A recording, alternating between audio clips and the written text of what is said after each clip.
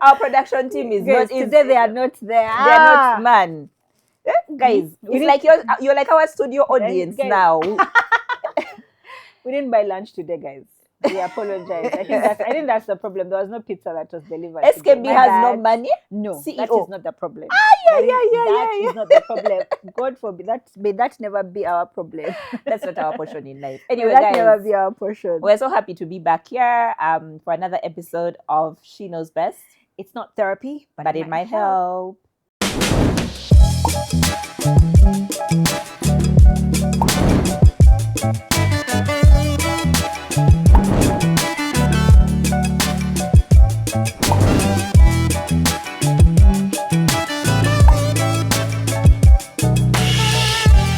Another exciting episode, another exciting week. So much to talk about. A lot to talk about. A lot has been happening. A lot is happening. Yeah. Interesting times. I mean, actually, you know what? Interesting times. I'm done calling it unprecedented times. I was about to say unprecedented times again. No, guys, we are tired. Because now we need some precedented times. Yes, every day. As millennials, we are tired of unprecedented times. We cannot live through any more unprecedented times. Leave us, please. We want peace. It's hectic. We want only peace, no problem. Man. Every day we're on the verge of something. Every day something is coming. Hey, man. Guys, we are tired. Can we also just sleep, go? Man. Anyway, so check in. Good. Anyway, for me, it's been a lot. First of all, I'm fighting, guys. I want people to tell me about their banks. Like, because this particular bank, and you know, it's like a toxic relationship. I've had this bank since I've been with this bank since I was in uni. Like, I think when I just entered uni, it's the one, like, it was the first bank account I opened. So I've been with that bank for a while. Even my businesses are on that bank. All my businesses are on that bank. My savings account, like, my things are on that bank. But the way I'm always quarreling. Every day it's another problem. Every day it's like, now I have this one particular weirdest problem that I've been having for I think now a year and some change. So I complained last year. The good thing, I mean, when you know someone in the bank, it helps. I complained. We had meetings. They were like, we're going to fix. We're going to call you. Then no one called me. Then they even, first of all, I'd been in that bank for 12 years.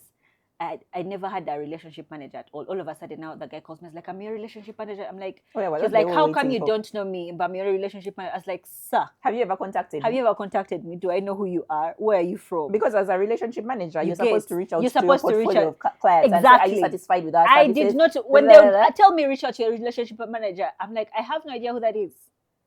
I don't know that man. I wouldn't know that man if he walked out down the streets. Anyways. So the guy calls me, and they hold meetings. Then finally, around last year around the time I was traveling a lot. So I go there because I wanted something. I don't remember what it was. Anyway, so I see him there. So he's like, oh, like what happened with the problem? So I'm like, I don't know if I don't think it's been fixed, but this is the current situation of the account. So I show him where the problem was. Because it's like a misreading on my account where I can't tell what the actual balance is. It will show a wrong balance. Yeah. Anyway, so he sees it. He's like, oh, no. You know what? They've solved the problem. So he shows me. He's like, yeah, you see, there's supposed to be a minimum balance of this amount. If you see the difference, it's this amount. So it's only showing this because of the... I looked at him. I was like, okay, cool, fine. So I chill. So after that, I didn't even contact them. I didn't do anything. And then the other day again, it's so frustrating when you have to recalculate. Okay, I had this amount. Yeah. You get. So the other day I was thinking about. So I'd really given up. Even the person who I knew at the bank, the other day saw me. I was like, yo, did they solve it? I'm like, man, I gave up. They said it gaslighting me at some point. Yeah. Anyway, now what I've done, I'm collecting receipts. It's going to be 3 months of me collecting receipts. Every time I transact, I just take screenshots. I say, when I do it, from the CEO to the cleaner is going to be copied in that email. Receipts. On receipts. That's what is going to happen. That is exactly what. And they even need to compensate you for inconvenience. You guys, but if you know, what do they call those lawyers who just sue people just for that? Just call me. Yeah. But I'm going to collect receipts because at some point I was like, no, this can't be happening. And this is a big bank. We need money. We need to make money. No, but that's not why we are doing this, leave us. Liz. No. Anyway, but like, so that's, for me, that's what's been frustrating me. Like, I'm just, honestly, I think it's even bigger than like that small problem. It's just, I'm tired of suffering to spend my money. Because you're taking my money every day. Every time I transact, every time I do this. Yeah, you're paying fees. I'm paying fees, I'm paying all these things, but you can't take the time to actually solve these problems for me. You get? And it's not like, I mean, that's a bank's entire business model, for you to be able to use their platform, their services to transact. Exactly. So if I don't know what is on my account, like if my bank cannot tell me immediately what is, like, accurately what is on that, like, what am I doing? Yeah. Anyway, so that has been my week, because now, of course, transactions, because we were doing like the shoot that we're doing, so I had to like transact money. So that's when I remember the problem, because now I had to like keep going back to like, it's a lot. But yeah, so that's what I've been suffering on. But other than that, I think I'm good. Today I was stressed. But sorry to cut you short, but that's just a general problem in terms of like service delivery, like customer service delivery in Uganda. Basically, you're begging to use your money. You're begging to spend your money. Even just going to a restaurant and ordering, you're begging for the menu. You're literally, please give me, please, may I order? You get the food comes when it wants, the quality that it wants. Quality is never consistent. Even when you're leaving to pay the bill, you beg to pay. Please let me pay. May I please have my bill, please and please. Like, we need to get to a point where we need to stop suffering to spend our money. And like me, I've reached that point. If I come to your establishment and I'm experiencing bad service at the beginning, I'm like, do you know what? I don't need to be here. It's not for by force. It's not for by force. I don't need to be here. If I'm by myself or it's just one other person, I'm like, let's move somewhere else. Like, come on. We need to be serious, people. Because I suffer to get the money. I also suffer to spend it, child. No thanks. No thanks. So no. remember that gig we were at in Nalia? And I think that day you were the Mugabe alone paying. So as usual. So afterwards, Madam CEO. So you asked for the bill for like a whole hour, I think. I remember. And then afterwards you left. You like, when the chick comes and asks you, just tell her. I remember. Just call me and I'll pay. I'll do on Momo Pay. So I first teased her and I was like, but I'm not going to order for the drinks. The lady that was here, that was good. Yeah, she has left. Yeah. I've never seen someone so stressed in her life. Imagine. But I've been asking, like, I was actually late because I was going somewhere and I was late and I kept saying, please bring the bill. And the place wasn't even full.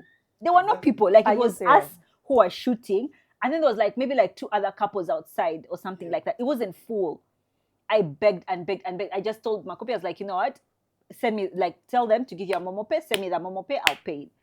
I had been begging. And now you've left and now they're stressed. They're stressed. Yeah. Sometimes what I do is, if I'm begging for that bill, I stand up. Actually, I stand up and start walking to that door, because they always come. When they see you walking, and they'll chase you when they see you walking. And when they come, I tell them, I've been asking for that bill. So So now what if I had gone? And I always tell them, what if I had gone? What would you have done? Yeah. Oh my God, that's so true. Because this one, I'll even mention the name. The other day we were at Serena. We had like a family day with the kids. They were swimming and everything. And then, so my cousin was the one paying the bill. So and everyone knew that he was the one paying the bill at that point, because like we had one waiter, one everything. So at some point, of course, so I think we were switching or something. So he had told the guy, bring the first bill. Let me pay the first bill, and then like the kids can order what they want after. So I think he brought the bill. And I don't know, either he forgot to add something or something like that. So when we were there, one of my sisters leaves because she had another appointment. You guys, we had paid I think with like, because I mean, it was like maybe like 8 children, like 5 adults. Actually, no, it was way more than that. It was probably like 10 kids, like 6 adults. It was a lot of money to spend in Serena.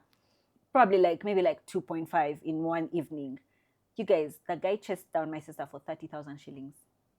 First of all, she was not the one paying the bill, but he chased her outside. So when you say for you, stand up and leave. I was like, yeah. Because when they were begging you to pay this big bill, that guy was dilly-dallying. When it came to paying 30,000, he ran. He ran out. Because they know they are going to chop that money off from somewhere. But that's the thing. Why don't you just bring the bill early?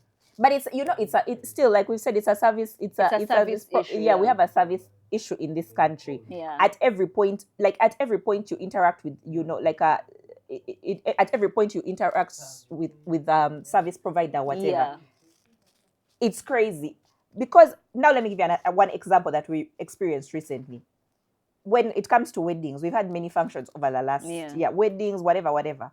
You're literally begging the service provider. The one who brings tents, you're begging them what time to come. The one who does the decor, you're the one begging them, please. Finish. Please. When the one for tents brings it, they bring the tent dirty. The one for the chairs, they bring you the wrong chairs and you're the one begging. But we agreed on something different. It's just like the way, and I keep saying, something I keep saying is we play in people's businesses as Ugandans. Yeah, I think that's the thing, because you'll see people who are delivering, and you're like, but this person's business that they've played in. Yeah. Like, someone has set up their nice restaurants, but the people working within, the people working in that business, and I keep saying people play in people's businesses so much. Anyway, service in Uganda needs to improve, but I'm going to keep those receipts. But anyway, so other than that, so I've been stressed. It's been a really, really long week for me. And when I'm stressed, I go to the salon. I go get a mani-pedi, so that's what I did today. But somehow, in the middle of that mani-pedi, I managed to be stressed again because work does not stop. And anyway, but yeah, so that has been my check-in. It's really not, it's been a difficult one. Anyway, speaking of, because now we are on the issue of service delivery in Uganda, my check-in is how flabbergasted I am. Oh no, I know exactly how flabbergasted I am with everything happening at Uganda Airlines, guys. And I'm bringing this up because as a frequent user of Uganda Airlines, you've probably, at some point in your life, you've probably encountered some shege from Uganda Airlines. Uganda Airlines will leave you. It will not fly. It will change the time like 6 hours. My friend, if you had the meeting where you're going, leave Uganda Airlines alone. Try elsewhere. But because all of the other ones, it's almost. That's when you have time to waste. My friend, remember the vacation. If let's say you booked 4 days and 4 days and 5, one has already been gone off. You're more on time. Okay, because now you want to spend your time. You guys, man, fly the crane nature. Me, I won't lie, guys. That has not been my experience. And I know, of course, it's those things of like, until it happens to you, but like... Until it happens to you. Like, I've been so blessed. But also, like, you see, when you say shit like that, that's when the next one, it shows you what's happened. Yeah. But it's like, to be honest, like, a lot of the problems now that have been coming out, I've been telling people, what? Yeah. I thought we were still in honeymoon phase because we were talking about like, Uganda Airlines, we're still in honeymoon phase. They're still kawa, they don't use bags, they don't do this. Come the guys at the other side suffering. Yeah. Afsa, I've seen Shege once with Uganda Airlines. The plane left me when I was at JKIA. I'm inside the airport. And you know what the problem was? It was a miscommunication in terms of immigration. Yeah. When we had just started doing when the East African community decided the new passport. No, not the new passport. The use of national IDs. Okay. For traveling, for flying. So there are certain, they introduced that's the Kenyan one. Yeah, okay. That what is it called? Interstate pass. Yes. Now, Uganda, there was a miscommunication at that point. And even people had to come out. They paid these PR people to communicate, like to work with immigration and whatever, to communicate those things. You guys, Uganda Airlines didn't have the correct information. I think we were 2 or 3 people in the airport that day who the plane left us because we didn't have the correct travel document. Because I didn't have my passport. You know how I be leaving my passport in embassies over this visa. But East African, you can travel with your ID. So they refused you to travel with your ID. But then you had reached Kenya with your ID. Yes. So for them, they said you can't go back home with your home ID. Yes. Anyway, and other such stories. Uganda Airlines, you'll be there waiting in an airport. They tell you, the plane has been taken to fly some officials to... No.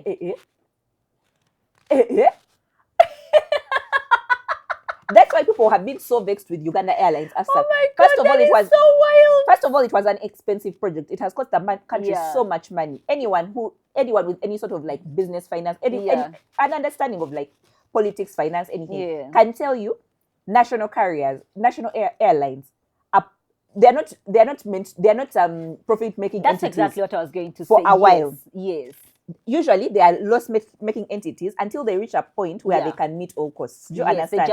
Not necessarily. That's the best they can do most of the time. So national carriers generally have other strategic objectives. But even those strategic objectives, we've not been making them. On top of making losses, we have not been making those strategic objectives. Do you understand? But also, there are losses that can be mitigated even within. Like it doesn't have to be like crazy losses. Because that falls on the taxpayer ultimately to meet those. So even though everyone knows that they are loss-making entities, well, unless you're like that, unless you're like the Arabs, you have your own. Of course, you have your own fuel, you have your own fleet management services and the ground handling and whatever. Everyone else is operating in the negatives, right? But then still, even if it's a loss-making entity, all those other things it's supposed to do, they are not doing. They're asking her, babe, when did you start work? I don't remember. Then they remind her, but they give her a wrong date. Then she's like, no, I started on that 20. Man. So they are tricking that chick. Exactly. You know, let me tell you, the thing is, I feel sorry for that chick. As in, yes, she was not qualified, because how do you take someone whose background is in hospitality management to come and run an airline? Like, aviation is a whole other. It's another beast of its own. Do you understand? So you need someone highly skilled. People have been saying in fleet management, in someone ideally with an MBA who has worked in aviation before. Do you understand? So you need someone with a deep understanding of that industry to be CEO of something like Uganda Airlines. Not anyone. It's just I think that's also our problem is, and it's at a higher level, but even now, even lower level, like the services that we've been seeing of people playing in people's businesses. I think that might be a problem that people play in people's businesses, but there's also a bigger problem of hiring and paying. You get, because you will have to allow that for you to be able to get good skilled people, good labor, you have to pay for it. Afsa, that report showed that that chick was making 87 million a month. Now that's just her. Okay, put her aside, right? And by the way, no fault of her own, because the issue with Uganda Airlines is much bigger than she could have solved. The issues were much, much bigger. So first put her aside. The head of Smanya, the commercial director, was making like 40 million. When they checked the qualifications, this person's certificate was A level. They had no university degree. This is in the report. I saw like the documents from this person. I don't know who that person is. I hope it's not one of your mothers or fathers, please. But they said the person has stopped at A level. Another one, the one I was telling you, I was reading today. They said at Uganda Airlines, there was a syndicate within the corporation, within the entity, and there was like recycling of tickets, kind of like a passenger, like. Let's say we are friends, and when then we start selling this is our syndicate. We start selling our relatives tickets. So let's say I sell my sister one ticket, but she can use the ticket like 10 times. Okay, so whoever has that deal. So you paid for the ticket once. I'm just saying. So you paid for the ticket once, but you've used it like 10 times. I don't know how that works. Someone in aviation needs to tell us how this thing works. No, I don't need to know. Just tell me to work. Just assure me. I said, So those of us who are buying tickets every few months. You ticket, now you invest once. We're not sent to burn and spoil. I said, wow. So this is what we're talking about. It's a Ugandan problem. Business. No, but I think it's also like the higher, like what I was getting to was, yes, of course there is like the payment, like people don't want to pay, but there's also like we have a hiring problem. Like we don't hire the right people to do the things that we need them to do. You get, because not like exactly like hiring a hospitality person to run that national carrier is madness. Like it's really, really crazy work. So I think, again, it's from the beginning. We just be putting unqualified people in positions they shouldn't be in. What are we doing? But let me tell you, it's not because we don't. There are many qualified Ugandans, and this is something. True, that one I agree. Of course, this is something many Ugandans keep saying, because the overly qualified Ugandans, Uganda frustrates you. You go to California, then you're working in Silicon Valley and making the money. Skills that you would have transferred to your country. Yeah. There are so many, I know of so many very talented, highly skilled, highly educated Ugandans that are not given the opportunities here. So, like, what are we supposed to do? Do you understand? Then, additionally, you can't say that role, for example, is the person was being underpaid, because that's about the. No. I haven't said that role. That one I wasn't saying for that one. Okay. That one generally speaking, that's about the industry average. Yeah, but also there's the pay gap. For example, within the airline, there were discrepancies in that some people are making way too much money and others are making barely anything. Yeah, so those pay gaps also influence like the quality of talent you have in the organization, etc. So that's like also another major thing here. But like for those top roles, they pay the people here, but then they put their buddies in the roles and things. Yeah, people who are mismatched for the role or are not competent or whatever, because that's the same thing that we see in the political scene. Because I look at some politicians and I'm like, what business do you have running this? But I think also the other thing is but I think also the other thing is like people don't like. I think also it's that thing of like being frustrated. Like in an organization like Uganda Airlines, I'm assuming anyone that was maybe fit for that position or whatever, like that toll that position is going to take on you. You know how you're going to be fighting for your life every day. You get politicking, doing all these things. Now, a very qualified person would rather not even engage in such a situation. Like, you know what?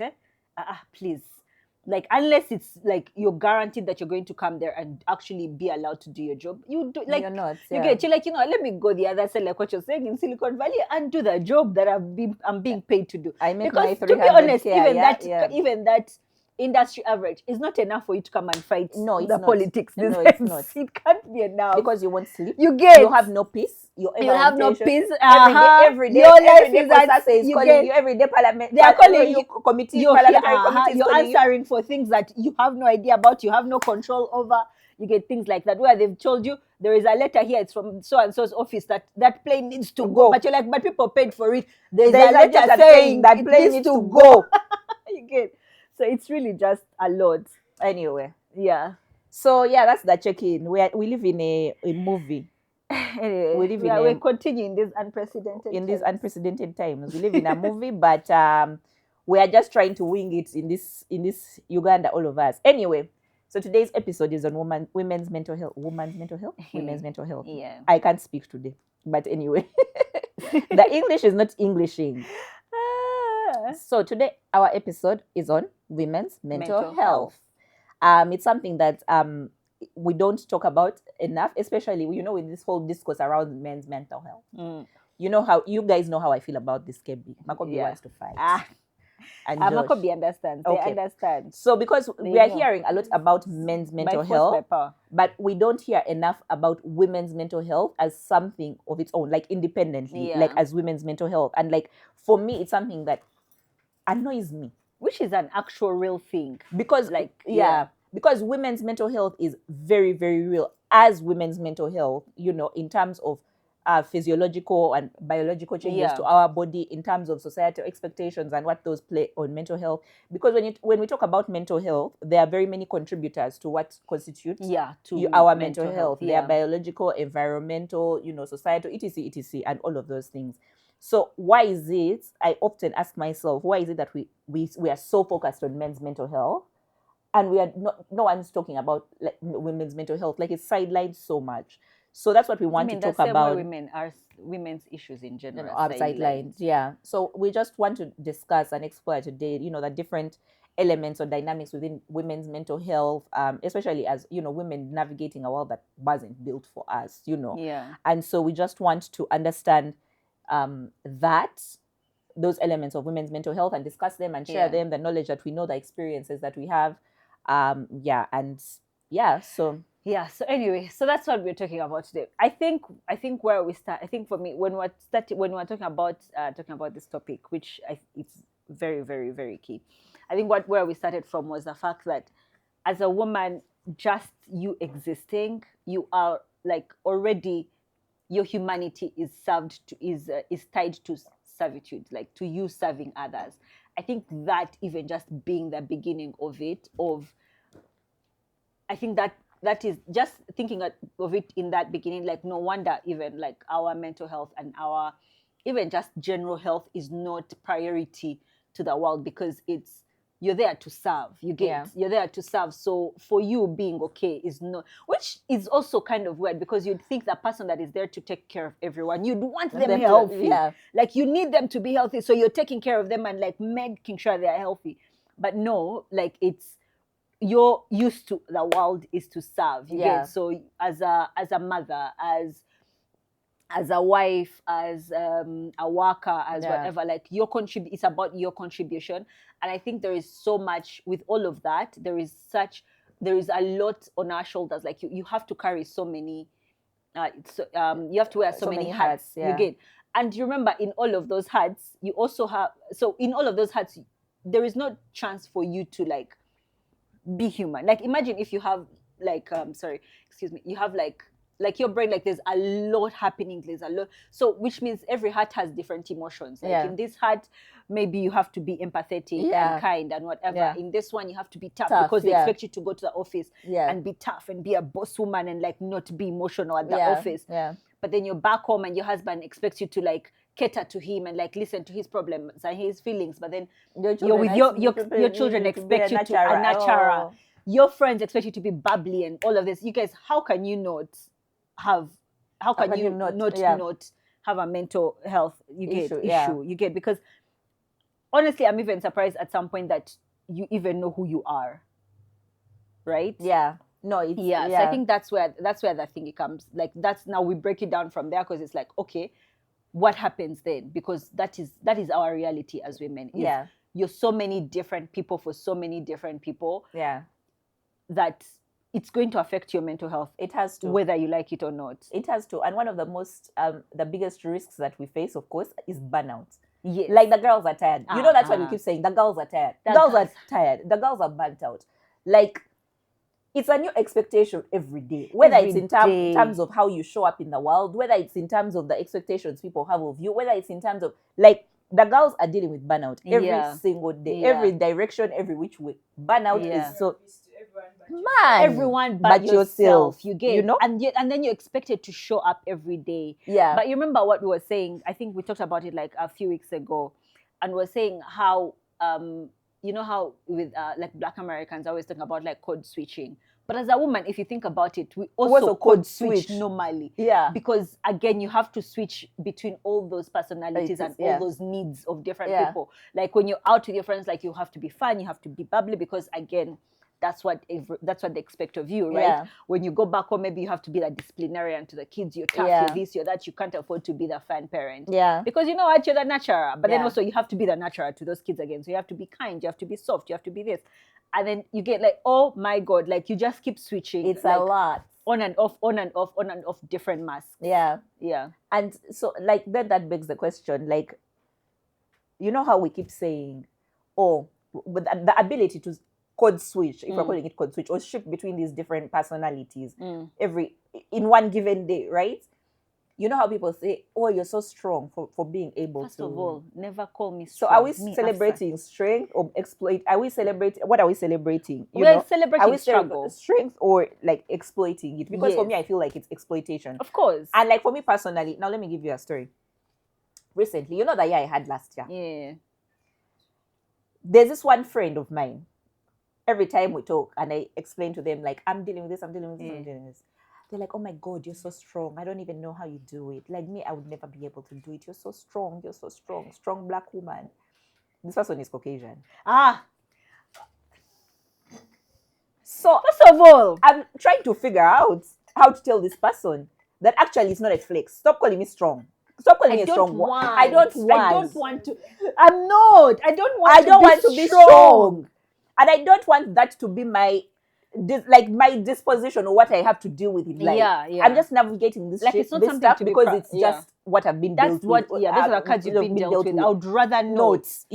If being strong means dealing with this, I'd rather not. Strong. So like for me, I find it annoys me when we place that label on women. Like, it's okay for me to, within myself, to think to myself and say, oh my God, I need to be strong, I need to be resilient, as a way to motivate myself. But when like externally people focus on calling you, oh my God, you're so strong, it also leaves room for kind of like neglect. Yeah. Right? So people are not compelled to support you because they think that you're strong or you have it covered or whatever. Yeah, because no one is going to check on the strong friend. Yeah. No one is going to check on the strong sister because like she's always got this. Yeah. You get, like she knows how she can deal with this. You get. But I think also like even as people, like even you, if you're the one that is strong, if you're the woman that is always strong, I think we also have to like get ourselves out of that, because when people say it often enough, then we start to believe it and we start to act like that. So you start to also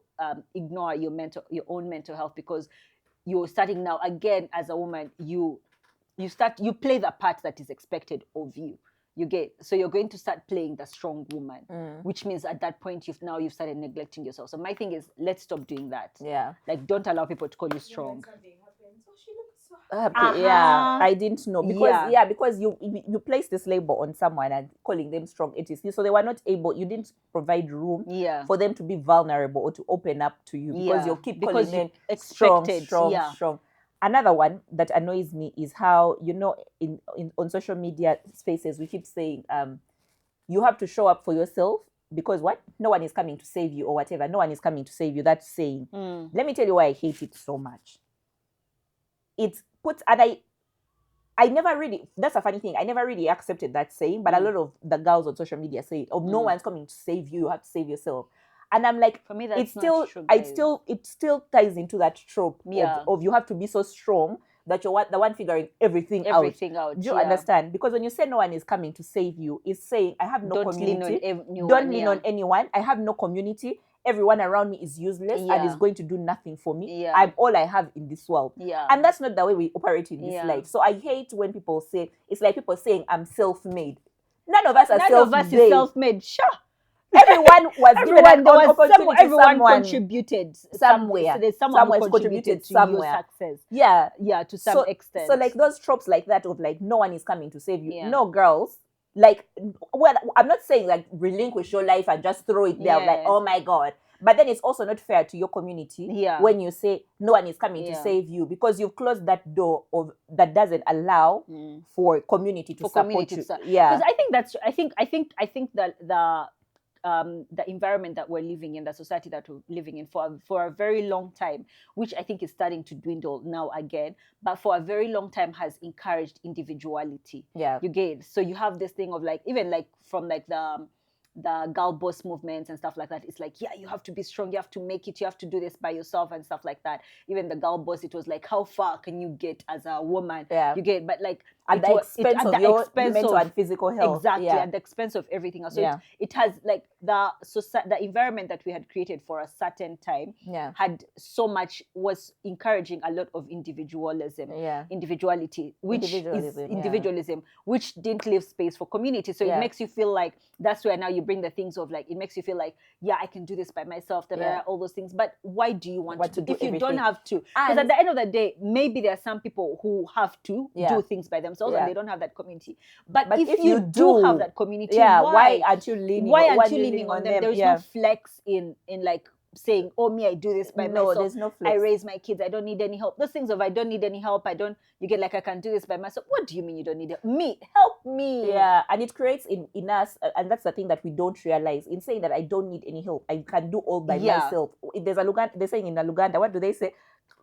I'm the one who sorts out all problems. Like there's a term for it in Luganda. So it creates that trope or that thing within us of like, I am the end all and on be all. Everything ends and starts with me. But also what we don't understand, that individualism is a function of capitalism. Of course. They need you to remove community. Exactly. They need that to happen. Everyone who is alone is a consumer and a worker. Because they need you to be that. Because when for capitalism to continue. Because let's say, for example, you're a single mother. I do all by myself. You're paying for care. It means you have no one to help you with babysitting. Exactly. You're paying for babysitting. You're paying for daycare. You're paying for this. You're paying for that. Do you understand that you have capitalism's wet dream? Exactly. You have to keep paying for stuff. Because you have no stuff, because you have no community to support you where you need to. And individualism is greater, like in the Western world. And I don't know why we've adopted like those. We've adopted things that are none of our business. Yeah, those principles of capitalism, that individualism, and we brought it. Which is not our norm. Which is not our norm. Because for us, we're very community-driven, community-oriented, etc., etc. And we still have some of those values. Yeah. I'm not making excuse for like toxic environments or whatever. No, of course, whatever. don't allow that. But yeah, generally speaking, we are still very community-driven. And I think that's something that even as women, when we try to navigate our well-being, our mental health, those are things that we need to consider and lean into. Individualism can only take you so far. My friend, even in the Western world, they are now talking about my loneliness epidemic. Yeah. But even they're starting those like third spaces and stuff like that to create community. Now that's a big thing. Like people who are working on creating communities and guys are making money just from starting book clubs, supper clubs. Just to be able to talk to people, to have people to support them. Let me tell you, when I came back here, even though I came back in like difficult circumstances, I realized that the things that bring us together there are so many things that bring us together in our culture that don't bring people in the Western world together. Afsa, for us, no one invites us to funerals, but you go. Yeah, you don't. They just tell you, "Gundi, no wedding." By the way, you can crash and tell you no one is going to chase. I mean, these days Ugandans do put a thing and bounce. But generally speaking, Afsa, if you have a get together at your home, you're going to chase me. I can't. If Afsa calls me like morning and if I call Afsa and said Okola Chidero, she says, exactly. Do you understand? No one is going to chase me from like, and we create those moments of like community and coming together without them being very mechanical, very like you send an invite, please RSVP. No, I'm counting chairs. No. And then remember, in the Western world, you plan for 2 weeks. If I went to Afsa, for us here, and we like there are small things like that we don't value. Yeah. But those like our community and support systems and support structures like that, or opportunities to congregate. Yeah. Are like what holds us together. They're very important because those are the things. I mean, these are things we were talking about in the episode about men, and we're saying them not like talking to each other and leaning on each other is one of the problems that it's one of the things that causes them the problems that they have. And as women, like we started at some point, we started to adopt those things again because capitalism, get like it's going to push these things on you because they need you to be alone. Because again, if you're alone, like what you are saying is all those things. So I think we need to remember that it's not weakness to rely on people. Like you get like it's not weakness for your mom to come and take care of you. To come and take care of the children, or for you to come and take care of you when you're taking care of the children. You get so we've abandoned certain cultures because we want to because we don't. I don't know if it's because we don't believe in them or we've adopted thinking, or maybe even maybe it's the circumstances because now I was about to say how those days like when you'd give birth, like as a woman you'd give birth, you'd go to your mother's house, or even your mother would come to your house and like take care of you and the baby for like as long as possible. But then now I'm thinking as like me who lives in a fourth floor apartment, if I give birth and I'm living in the fourth floor apartment, is my grandmother going to come to that fourth floor apartment? So there's of course like things like those things. So of course there's a lot of things that change dynamics in certain ways. But if there is any way that you can keep that you can hold on to that community that you have, hold on to it. There is no flex in being doing. I can be all and I can do all and be all by myself or whatever. But it also comes down to what people don't understand. You see, and we keep talking about this. Capitalism is also a function of patriarchy, and patriarchy aims to isolate you as a woman and create that loneliness. You need to be one and by yourself.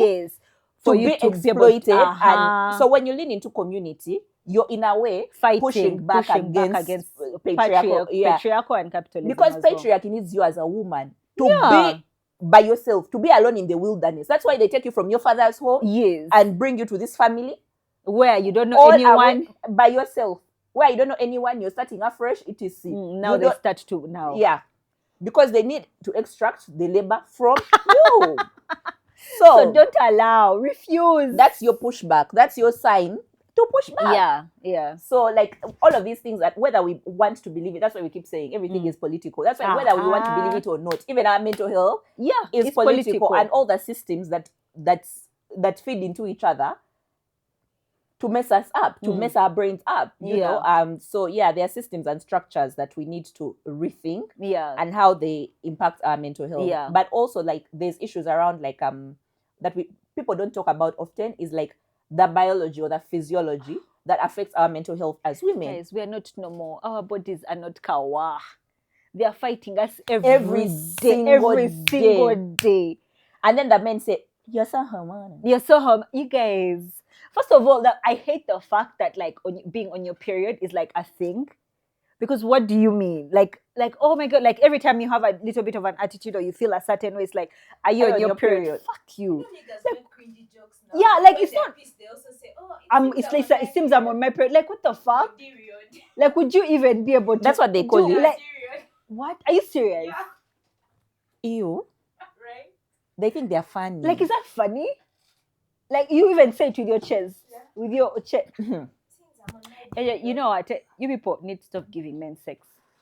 Because a man who says some shit like that does not deserve to be laid. Get like, what?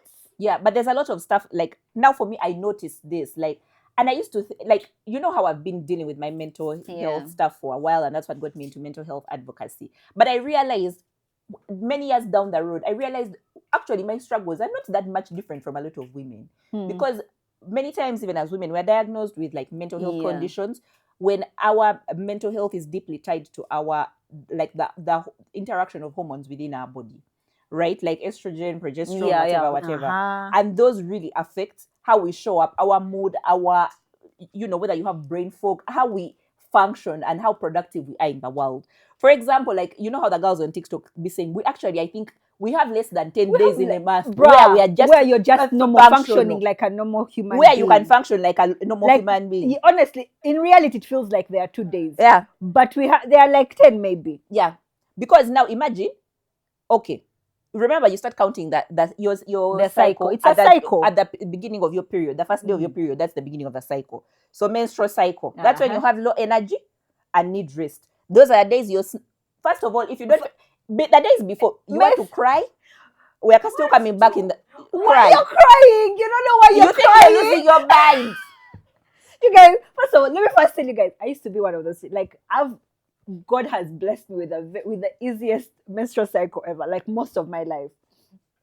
Like even cramps, whatever, like it will be like maybe like 2 hours, like maybe like, if it's a lot, maybe like the first 6 hours, like when I've just started or even when I'm finishing. Like it's not like my cramps are not like dire cramps, like I can live with them.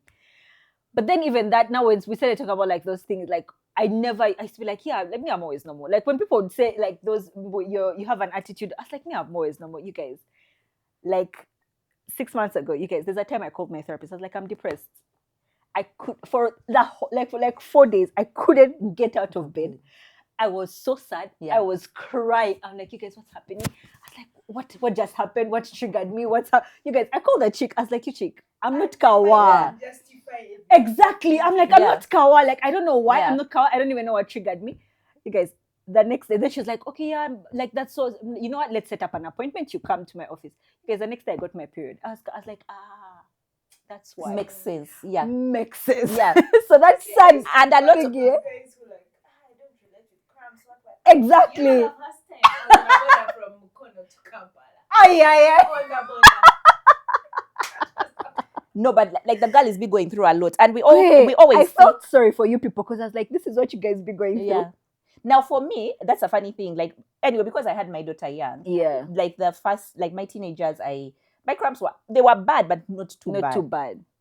Then when I had my daughter, I don't know, cramps show me. Wait, I thought they said it's the other way around. It's a lie. Those are, and we need to debunk. I'm going to do for you guys. We're going to do an episode here of debunking women's health myths. Yeah, it's a lie. Even many of the doctors have said it's a lie. Yeah, you guys, the way my period changed, cramps show me shaggy.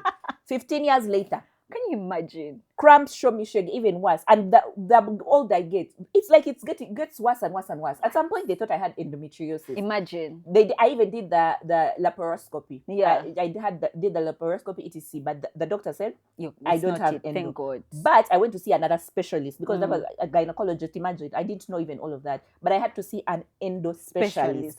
So the endo specialist. Have you seen that Indian doctor who has a daughter on TikTok, and he just keeps giving you facts about endometriosis? Yeah. It's so crazy. for most women, it's missed. So, and I saw another endo specialist, and I'm still, I'm still, You're still in tests, whatever. Yeah. So I'm yet to. That endo specialist told me that they would like to do the procedure again, because the first specialist only looked within the uterus, the uterine cavity. But so remember, it can be outside endometriosis also. can be outside and even on surrounding organs. So I'm yet to do. So it just be there seated on your kidney. It can sit anywhere, even in your lungs, apparently. Even so I saw something recently, but even in the brain, the tissue can even go in your brain. I said you're lying. Apparently. What? Yeah, so I'm yet to do. But my period, I had to sit down because I used to think, am I losing my mind? Because I have a mood, like I have a depression, mood disorder, whatever. So I used to say, you guys, am I constantly losing my mind? Yeah. Are my meds not working? What is going on? Until I started realizing that there's a correlation between my your and your period times and my mental health. And I said, actually, I'm not always depressed during the month. And I started realizing, guys, for me, first of all, the fact that the period, actually, we need to start saying the words. Yeah, you say it. You have to say it. No. We need to start saying, the period, the menstruation is so difficult. It's so painful. Also, the feelings that come with it. You can imagine. Crazy. You guys, the day before my period, the first day up to like day 3, I'm in dire pain. I can't function. My back is paining. My legs are paining. Sometimes I want to collapse. Sometimes the medicine doesn't work. Sometimes I have to go. They give me an injection. But can you imagine needing that sort of thingy of every month, medical help every month? So for about a week, in a month, I'm just sick. Imagine. Every month for about a week. But in that week when you're just sick, they expect you to show up as the mother. You have to show up as the mother. Life doesn't stop. But Liz, you think if it was a man who had to be sick every week, that life wouldn't stop? The whole world would stop. Would be at a standstill. No one move. Stop. The man has died. And then the ones who have man flu, small flu, they start sniffling. You guys. Oh yeah. So you see, must take us through those stages. Not for us we survive flu. Not for us we move through flu. For like 5 days. You see, imagine. It's malaria, but We need a malaria. Malaria. Flu, you're just moving. You drink small problem. You drink lemon, ginger, honey, what? But ask him if he has taken any medicine. Ask him. I saw you on Friday. But have you been seeing these things on TikTok where they put for like men those cramps? Yeah. Of course. They can't pass level 4. Level 4, they are already screaming for their lives. And meanwhile, that's just the period simulator. Because now, what if they put for them the contraction simulator? There are some women, you guys, whose period is like a contraction. No. Remember, contraction is worse than period. So for most women, most women, there are women who say that for them contractions is the same as period. Yeah. Those are very few. Yeah. But if they put for men contraction simulator, no man would even pass level 2. If you're saying periods, like cramps, are less than contractions, no man would pass level 2. Women, you pass all the way to 10. 10 centimeters. No man can pass. So when they be telling us, you just giving birth is easy. Periods are easy. Cramps are easy. Whoa. I'm going to get that simulator. We do it on this podcast one day. We bring here Makobi. Actually, that would be a good episode. Guys, if you want the episode, tell us. I'm working on it. I'm going to work. That one where we debunk myths about women's health. Yeah. Also, if you want to partner with us as a reproductive health service, come. Tell us. If you know all these things, that would be so But we need to do that one because, Makobi will cry here for us. Tears, real tears. And Felix will fall the other side. Every single man that you work with. Actually, that's going to be such a fire episode. We must do it. We must bring all the contraptions, like the IUD. We show them here. The doctor explains to them. They first tell us what it is. Yeah. We bring for them the menstrual cup. Because they're the first ones when they want unprotected sex. Why don't you just get an IUD? We tell them, they explain for them, even they even bring the thing that opens the cervix and they look at it and how it opens the cervix. Wait, which one is that? What? Anyway, let's first continue on the. Let's first continue on those. Let's first continue on the hormones. So let's first continue on the hormones. So now you finish menstruation. That's 1 week. Your body's shredding. Your body has shredded. Everything has come out, torn you apart, all because you refused to put in a baby. All because you refused someone's son to put in you a seed. All because you've said no. Then there's follicular phase. Now, me and follicular phase, we are like this. Which one is that one? It comes after menstruation. When the body has stabilized. Now you just... Now that's when you're normal. Yeah. That's when you have a lot of energy. Like for me, I will feel it. You will feel that energy. I'm like an energizer bunny during follicular. I can do anything. I can take over the world. Yeah. Me? That's when I remember to dust all corners of the house. You wake up as if like... Chop. Man, during follicular phase, I will have OCD. And because I used to say, why does my energy, what causes all of these fluctuations? Yes, I have a mood disorder, but even the hormones, I realize play a big part in it. Ovulation. That's when you have creative energy. If you have a boyfriend, if you have a man, that's when you're like, I saw like, but even when you don't have a man, you guys, you can suffer. No, now, actually, when you don't have a man, you suffer. That's when you start sending those reckless messages. You start saying, hey, big head, hey, stranger, hey, stranger. Yeah. Be careful of the ovulation. Don't let you make crazy decisions you would not have made in a normal But day. ovulation is so crazy because that's when you feel nice. But it's also evolution. That's when you feel like real sexy and like the skin is glowing. But also it's your body's way of signaling your partner. Yeah, exactly. It's telling you attract.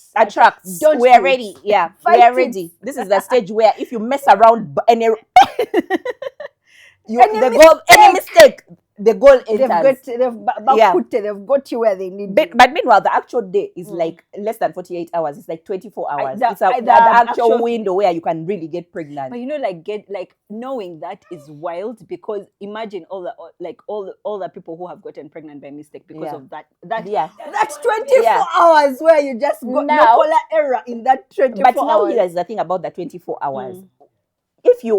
That's why when you take the after pill, they tell you I think it's like 72 hours. Yes. Because the sperm is actually healthy sperm. It actually can lives live in your body for 72 hours. So it can live in until that's how it passes. Sneaky bastards, even when it's just we'll have a guy. I really want a nice gynecologist who matches our vibe to come and here and we judge the things properly. Because sneaky bastards even then. So that's ovulation. Now when you're feeling freaky, now luteal phase is when you're entering the one before menstruation. Where you feel like the world is ending.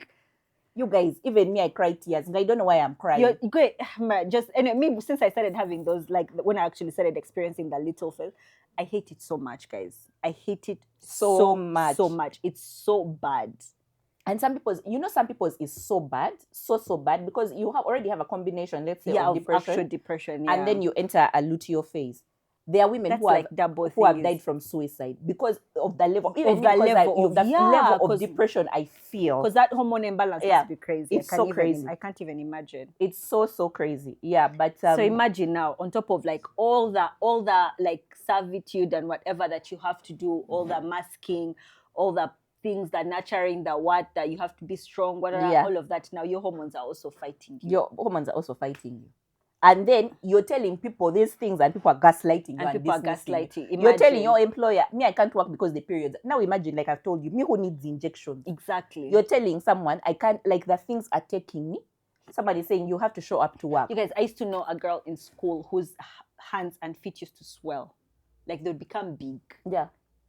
But still, even that girl, every month should be expected to be in class at that point.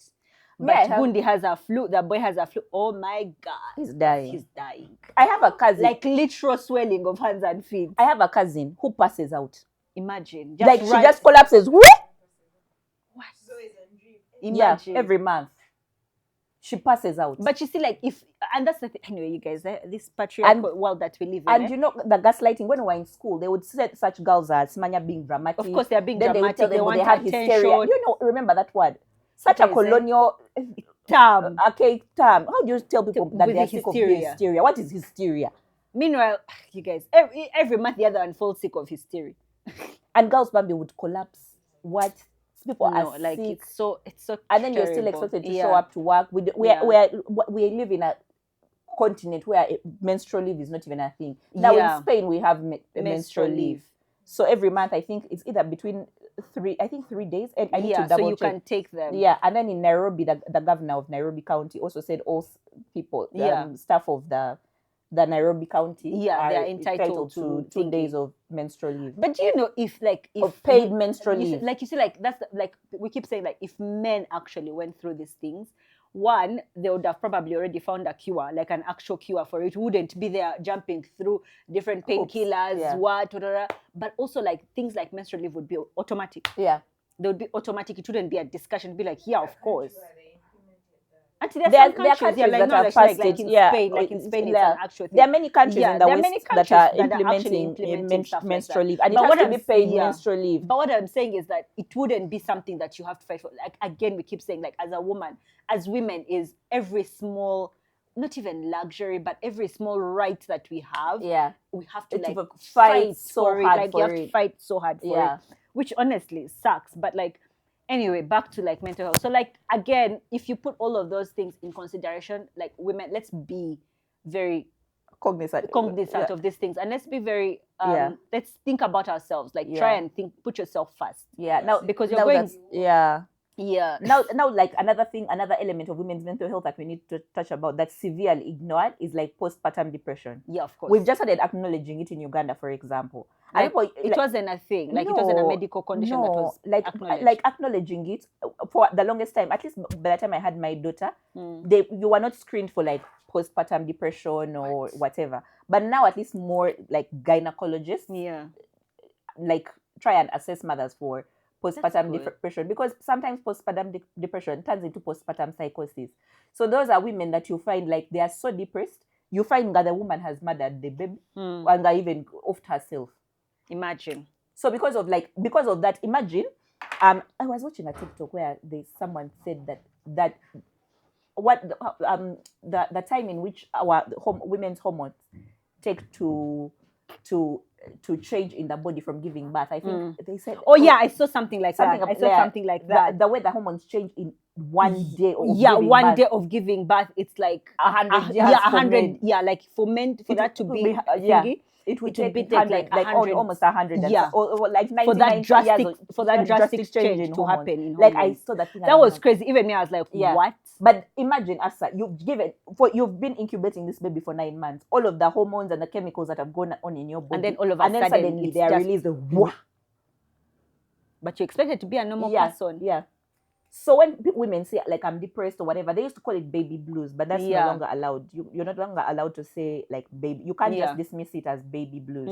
Okay, for some people it's just a bit, but it's important to acknowledge the hormonal changes in the body. Yeah. So it's not just like, oh, like she's just sad. Yeah, no. That's crazy, actually. I saw that thing where it's like when a woman gives birth, like those. I saw that TikTok as well, but it was crazy. I remember when I saw it, like someone just said, like, "Where's the girl with the list?" The girl with the list, yeah. Please help us add this one to that because list. Bambi, the girl with the list, she's really doing the Lord's work. Because what? You saw that one of the chick who grew a nipple in her armpit. And the one who got like both her legs are amputated. Bruh. Like I see I'm like, indeed, the girl with the list, please continue. But even the other things that we have to deal with, let me tell you, like women who have like IUDs. That's why I said we need to bring the IUDs for these men. You're fighting that it's birth control, but IUD causes the side effects are crazy. Actually, all birth control, of course, the side effects that women experience, many of the hormonal options. Yeah, imagine. What we are saying is you experience in 1 week or whatever. Normally. That's constant. That's constant. That's constant. For some people, the period disappears. For some people, it doesn't come. For some people, it becomes too hormonal. For some people, like, imagine. And then we are saying, let me tell you, like, that's why we say women's mental health. They should be like free, this. Like women, like there should be free women's mental health services. Like they should be giving these things to women for free, because moving around in this world, first of all, the world is already fighting you, but also internally your body is also fighting you, but you're expected to again be the servant of everyone. You're expected Yeah. to cater to everyone. You're expected to take care of everyone. And no one is actually coming out and being like, of course, other than like fellow women, no one, like the society is not taking the time to be like, is the woman kawa? Yeah.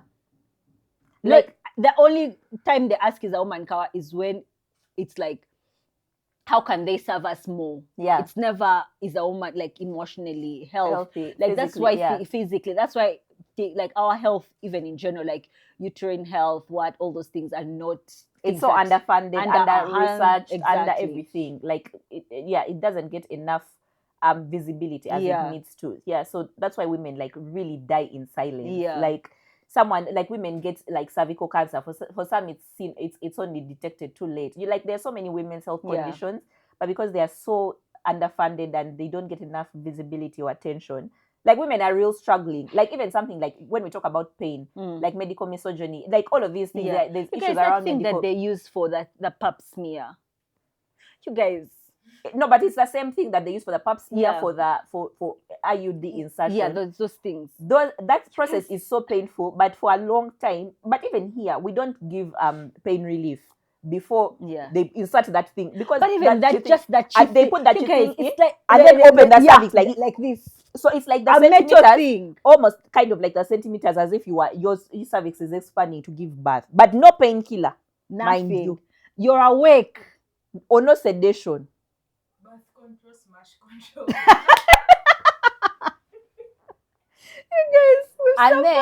And then the way they rate pain, like women's pain in the healthcare system, especially black women. Now, for black women, it's even worse. If you're living in the West, you can go undetected with no painkillers. Until they said, but us black women, we are so strong. That's why I hate that strong narrative. Don't call me strong. Never, especially if you're that color person. If you're that color of a person, don't call me strong. Because it will be anytime then you tell me don't call me strong. Wild. Don't call me strong. Because anytime you may tell me that I'm not feeling pain, I'm dying there, they've cut off my hand. You're saying, no, you're strong. Please. So like even in the healthcare system abroad, like that's why like mothers in childbirth, they don't give them enough like painkillers. They don't, like they are like, you're strong. Yeah. Man, anyway, guys, that like at the end of the day, I think no one is. That's what I was about to say. What we refuse to say. No one is coming to save you, but I don't mean it in like no one, but I mean it in a term of society. Like they're not going to put us first. They're not going to look out for us. So one, depend on your community always, but then two, also just always think about yourself. Like try and be selfish. There is no shame in being selfish. Okay, yeah. Try and be selfish and think about like, how are you feeling? How am I feeling? If you need time off, guys, if you need to leave those children with their father, leave them. If you need to switch off for just some time, at least keep telling you, abandon those children. But like, if you just need time to switch off, like just always take the time to switch off and always take the time to take care of yourself. But also allow, if you're blessed with a community, always allow your community to take care of you. Yeah. Because that's what we're here to do. If you take care of me today, I'll take care of you tomorrow. Yeah. Because you're not always going to be strong. So if you have the strength today, I'll take it. But if I have the strength tomorrow, then I'll give it to you. Yeah. That's what community friendship is about, and all of those things. Yeah. And like you said, like I keep saying, if it's inconsequential. Yeah. I know a lot of men claim incompetence, or they weaponize incompetence, but sometimes you just need to. Even you become incompetent. And aura for aura. But also, like, if you think, now imagine on all of this, I think the last thing that we have to think is also like just abuse. You get, like, there is also, on top of like all these things that are affecting you, like your body's affecting you and the way that you have to move in the world and stuff like that. But also remember, you have to live in a patriarchal world. Yeah. You have to live in a misogynistic world. You get, where you're being abused, you're being you're expected to look a certain way. Yeah. There's things like financial abuse. You're living in a house where you're being financially abused. So a lot of these things, this is reality for women, for a lot of women. So again, also, if you're a woman as well, like, let's give grace to other women. Like, don't be the woman that dismisses another woman's struggle. Don't be the woman that like that calls another woman dramatic or whatever, because the way that we have to move in this world is crazy. Yeah. Every day there is something that is fighting you. Like every day that a woman is alive, is honestly a miracle. A miracle. Every day you make it home alive. Every day you make it home alive. Hearing those things. And it's true. The moment you wake up, I was telling someone, like, there's a day I gave someone an example. I was like, do you know what the mental toll it takes for you, that as a woman, when you're dressing up, you're not just thinking like, am I cute? Do I look cute? Am I this? No. Or do I look kawa? You're thinking about if I wear this, am I safe? Am I safe? What image does this? Exactly. What does this portray? Does it give sluts? Does it invite unwanted attention? Does it invite a rapist? Does it invite a rapist? Does it invite even you're going to work, my boss to say something, you get like, it's like, what is even the hair, you guys? Yeah, the hair that you choose is somehow going to communicate so crazy. Something. You guys, dead follicles on my head. Somehow you're going to decide it's communicating something. Afsa, you've seen me for the longest time. I usually don't do colored hair. Yeah, but I've decided to break out of that. Yeah, that because mold. I've decided to break out of it, and I stopped. I never used to do colored hair because of like what image am I trying to put off? Because I want to have like a career in certain spaces, or I must present a certain way, I must look a certain way. That's why I told you. It's not until I left and when I was coming back, and when I left this time, when I moved away, is when I started seeing color again. Yeah. Because of the box like our society had put me in of like, you can't look a certain way, you always have to. And then we were living in the era of clean girl aesthetic. I'm glad that shit is ending. I'm glad it has ended. I was tired of clean girl aesthetic because now you can be you. I can be me. Yeah. You know? The other time, and then my friend had like white nail polish on her toes. And then all the girls at the table were like, why do you still have white? Like, who still does white? Guys, no. Like, can you leave her? No, let me tell you, I'm glad that era of clean girl aesthetic has ended, because it really had us in a chokehold. Yeah. But like what we're saying about, like, you know, how we appear in the world also impacts our mental health. Now we were just talking about that chick was killed in her house. So every day it's at home. And there are many women around the world who are killed in their home, but even by their own partners. So now that one, how should he or she have been more careful? People would have said, if she had been killed outside, people would have said, you should have been at home. Why were you outside on the street? Why were you gallivanting? Why did you go to the bar? Why did you go out? This babe was at her home. This influencer who was killed like the other day. She was at her home. Inside her house. Inside her killed in an apartment. It's not you can't even say that she's living in a standalone. Her auntie, that was her home. So now imagine the women, maybe the women that live with her in that apartment, or even just me, honestly. I have no business with her. But now I have to now be more careful inside my fucking home. Like, you get like, do you know the mental toll that takes on you to try and be safe? Because honestly, living as a woman in this world, you're not safe. There's nowhere you're safe. So always we've been saying these things for years. You can't. There's nowhere you're safe. No, you have to be more careful.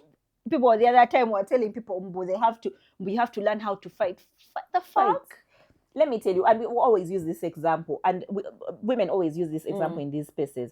If you know what they tell women, how they tell us, but you need to stop dressing provocatively. You need, even the one in the hijab. You know, it's so funny. I told this to someone one time, and they honestly did not believe me. But I told them, I was like, I used to, okay, now I really let very minimal people around me. But there's a point where I used to attract the most disgusting men when I used to wear hijab. Because, like, you know, every time it's Ramadan, or even like sometimes Fridays, if I'm praying Juma, I wear hijab. But you'll see a man, you guys, do you know a man seeing you dressed in hijab, head to toe? And he'll tell you, I wonder what's in there. What's underneath that hijab? Yeah. Are you wearing knickers under that hijab? Yeah. Men are disgusting. Whether you do what. A rapist is a rapist. But an assaulter is an assaulter. Like, it doesn't matter what you're wearing. But now I have to move with that mind, because every day I have to be on alert. Yes. Afsa, let me tell you. That's no way to live. Let me tell you, they keep saying how we present in the world. You can't look a certain way. If you wear clothes, your calves are showing, whatever. Even a pregnant woman. There are those who want to assault her. A pregnant woman, heavy as you are. It's true. It's true. There are some men who that's their It's for him, that's his king. That's what turns him on. But even you're going for Liz. This thingy, Epstein files that have been moving around. Children. You get like these girls. Like she hasn't even. You saw that grandmother TikTok I sent you. What did she say? She said being a 12-year-old boy is very difficult in right this now world because your competition is politicians, bankers. Those are the people you're competing for girls your age. Like, what kind of disgusting world is that?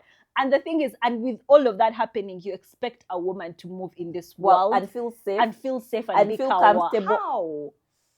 How? Like, it's not possible. Like, of course, she's not kawa. You know, I had a meeting just before we started shooting, and she kept this is an old family friend of ours, and I left the meeting a couple of hours ago. It was still daylight. Up to now, I haven't yet told her I'm home. She keeps texting me, "Are you home? Are you home?" Even that's when we hang out together. There's that time where you get now. Imagine you always have to be text me when you get home. So that level of anxiety. Yes. Remember, there's a time, like even that state of anxiety. You, girl, you never text when you get home. Yeah. Forgive me. Like I'm always calling Liz of like, what the fuck? Did you get home? That's your life. But all of you, even Kayla, and I always tell them, the funny thing is, even the boys, I always tell them, text me when you get home. You get, because I know the world that we live in is so freaking disgusting. But imagine now that too, I want to go to bed until you text me home when you get home. The anxiety of crazy now that thinking like, are you kawa? Is she kawa? Did she get home? You get like, what happened at the gate when you reach the gate? That's why I kept said on that episode, like as women, we are living in a constant state of anxiety. Everything is anxiety inducing. So man, at the end of the day, anyway, we could go on and on. We could go on forever. So just try and take care of yourselves. Yeah. Take care of, if you can, of each other. Yeah. Give each other grace. Give yourself grace. Support each other. Like take women's mental health seriously. We keep talking about men's mental health, but take women's mental health seriously. The things that we are dealing with as women in this world, navigating this world, is crazy. Just because you look at a woman and say, "Oh, she can do all and be all," my friend, it's not because she wants to. It's not because she wants. It's because she has to. Check in on your strong friend. Check in on your strong female friend.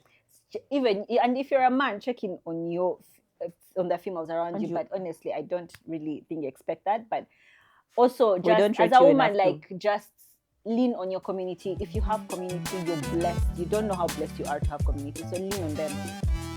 Amen. We've delivered we've preached today. We've delivered the good word. We hope it has been received properly.